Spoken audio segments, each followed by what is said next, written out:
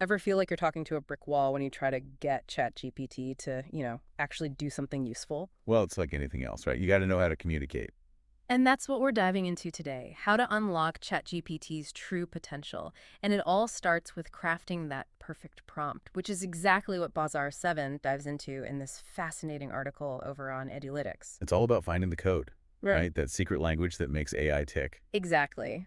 So no more vague requests, no more AI gibberish. We're getting down to the nitty-gritty of making ChatGPT work for us, not the other way around. Love it. So where do we start? Well, the article dives into what makes a good prompt really click with ChatGPT, and it boils down to, well, clarity and context, just like we were saying. Makes sense, right? You can't just throw out some random request and expect magic. Exactly. It's more like imagine giving someone directions, right? You wouldn't just say, go to that place, the one with the thing. You'd give them the full address, landmarks, maybe even a funny story about the place. Okay, I'm with you. Details matter, but the article actually gives 3 specific reasons why they're so crucial. You want to break those down? Absolutely. So, first up is contextualization. Imagine you're asking a friend for help with a project, right? You wouldn't just say, hey, can you give me a hand? You'd explain what the project is, what you've already tried, what kind of help you need. Right, because otherwise they'd have no clue what they're getting themselves into. Precisely. And ChatGPT is the same way. The more background info you give it, the better it understands the why behind your request, which means more accurate and relevant responses. Okay, so instead of write me a poem, it's more like write me a poem in the style of Robert Frost, but about a robot trying to understand human emotions. Now you're getting it. That added context makes all the difference. And that brings us to reason number 2, relevance. By being super specific about what you want, what you really truly want to know, you keep ChatGPT on track. No more wading through pages of irrelevant info. Huge time saver, especially if you're like on a deadline. Speaking of, that's the third reason, right? Yep. Efficiency. You got it. Investing that little bit of extra effort up front to craft a detailed prompt actually saves you a ton of time and energy in the long run. So it's not just about being detailed, it's about being smart about it. Exactly. It's about understanding that those details are the key to unlocking ChatGPT's full potential. This is making a lot of sense. But does the article give like any concrete examples? I always find it helpful to see this stuff in action. Oh, absolutely. In fact, Seven tells this great story about an accounting professor who uses ChatGPT to help him summarize, like, really complex financial texts. Oh, wow. Yeah, I can only imagine.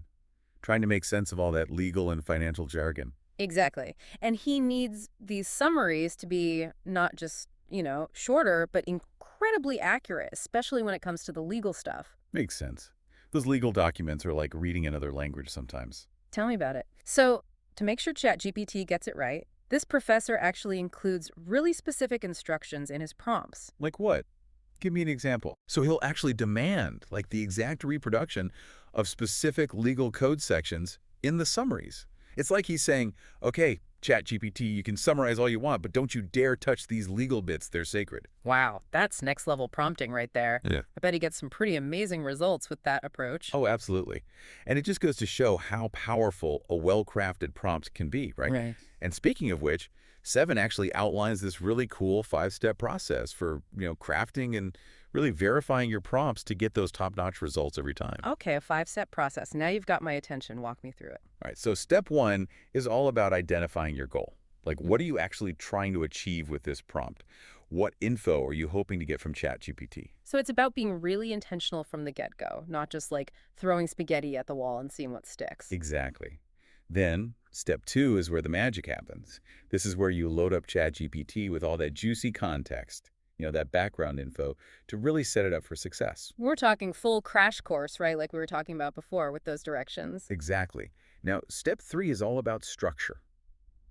Just like a good story, a well-structured prompt kind of guides ChatGPT towards the outcome you want.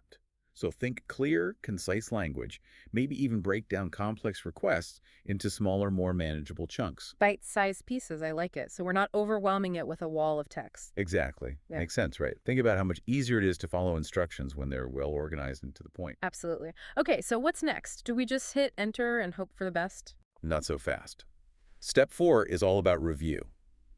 Take a second to read through your prompt, check for clarity, accuracy, make sure there's no room for ChatGPT to misinterpret anything.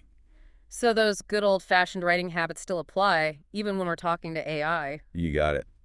And then finally, step 5 is all about experimentation. Don't be afraid to tweak and refine your prompts based on the results you're getting. It's like fine-tuning a recipe until you get it just right, right? Exactly. It's all about finding that perfect blend of information and clarity to get the most out of ChatGPT. This has been so helpful. I feel like I'm finally starting to speak ChatGPT's language. But what about you, dear listener? What's resonating with you most from this deep dive so far? What are your biggest takeaways about crafting those killer prompts? You know, it's amazing how this whole conversation about crafting the perfect prompt for AI has got me thinking about how we communicate, with each other. Oh, totally. It all comes back to communication. Exactly. Like, if being specific and setting clear expectations is so important for AI, imagine how much smoother our everyday conversations would be if we did the same thing. Oh, 100%. We always assume people should just get what we're saying, even if we haven't given them all the info. Like, it's like ordering a surprise me dish at a restaurant and then being upset when it has mushrooms. The perfect analogy. We'd never do that with, like, a chef, so why do we do it in our everyday lives? Right, right. And think about those conversations where someone's really listened to you, asked questions, made you feel heard.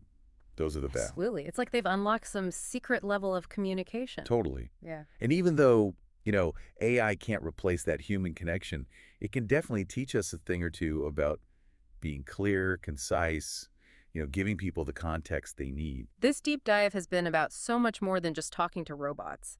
It's about upping our communication game across the board. I'm with you on that. By using these principles, these prompting techniques, we can improve how we interact with everyone, not just AI. Well said. It seems like the lines between how we talk to AI and how we talk to each other are getting blurrier and blurrier every day. No doubt. And as AI keeps evolving, who knows what other communication skills we'll pick up along the way. It's exciting. And on that note, dear listener, as you go about your day, maybe try applying these same principles, these prompting techniques, to your own interactions. You never know what you might learn about yourself and how you connect with others. It's an experiment worth trying. Absolutely. Until next time, keep those conversations flowing, keep those prompts sharp, and we'll catch you on the next deep dive.